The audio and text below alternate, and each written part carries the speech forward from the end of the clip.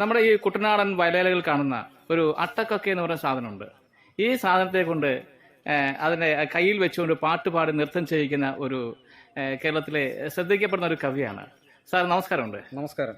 പിന്നെ സാറേ, ഈ അട്ടക്കൊക്കെ നൃത്തം ചെയ്യിക്കുന്ന ഒരു സമ്പ്രദായം സാറിന് അറിയാം എന്നിങ്ങനെ പറഞ്ഞു കേട്ടിട്ടുണ്ട്. അപ്പോൾ അത് എങ്ങനെയാണെന്നൊന്ന് പറയുമോ? അതെന്റെ അത് കുട്ടനാട്ടിലെ കർഷക തൊഴിലാളികൾക്കിടയിൽ അവര് ചെയ്തു പോരുന്ന ചില വിനോദങ്ങളിൽ ഒന്നാണ് ഈ അട്ടക്കൊക്കെ ഇങ്ങനെ കയ്യിലെടുത്തിട്ട് ഒരു പാട്ട് പാടും.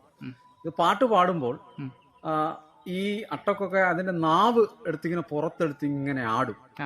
പാട്ട് മുറുകുമ്പോൾ ഇതിങ്ങനെ വലുതായിട്ട് ആടി ആടി ആടി അപ്പൊ ഒരു കാര്യമുണ്ട്, അപ്പോഴാ പാട്ട് നിർത്തിയാൽ ഈ അട്ടക്കൊക്കെ ചത്തുപോകും. അല്ലാതെ പാട്ട് പാടി മൂർധന്യാവസ്ഥയിൽ പാട്ട് ഇങ്ങനെ മുറുകി വരുമ്പോൾ ഇതിന്റെ നാവും ഇതിന്റെ തോടും തമ്മിൽ വേർപെട്ട് രണ്ടായി ഇത് ചത്തുപോകുന്ന ദയനീയമായ ഒരു രീതിയാണ് നിൽക്കുന്നത്. അപ്പൊ അത് കുട്ടനാട്ടിലെ കർഷക തൊഴിലാളികൾക്കിടയിൽ അവര് കാർഷിക മേഖലയിൽ പണിയെടുക്കുമ്പോഴും മീൻ പിടിക്കുമ്പോഴും ഒക്കെ ഇങ്ങനെയുള്ള ഈ കാര്യങ്ങളൊക്കെ ചെയ്തു പോരാറുണ്ടായി.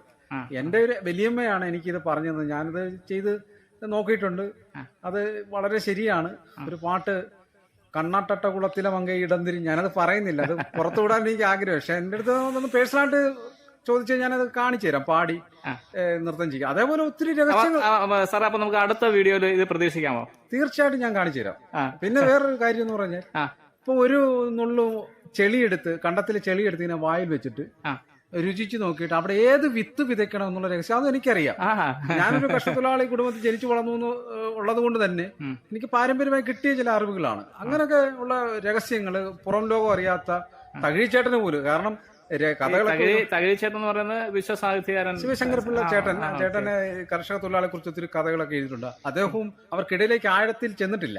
അത് കാരണം ഇത്തരം രഹസ്യങ്ങളൊന്നും അദ്ദേഹം എഴുതിയിട്ടുമില്ല, അദ്ദേഹത്തിനും അറിയത്തില്ല.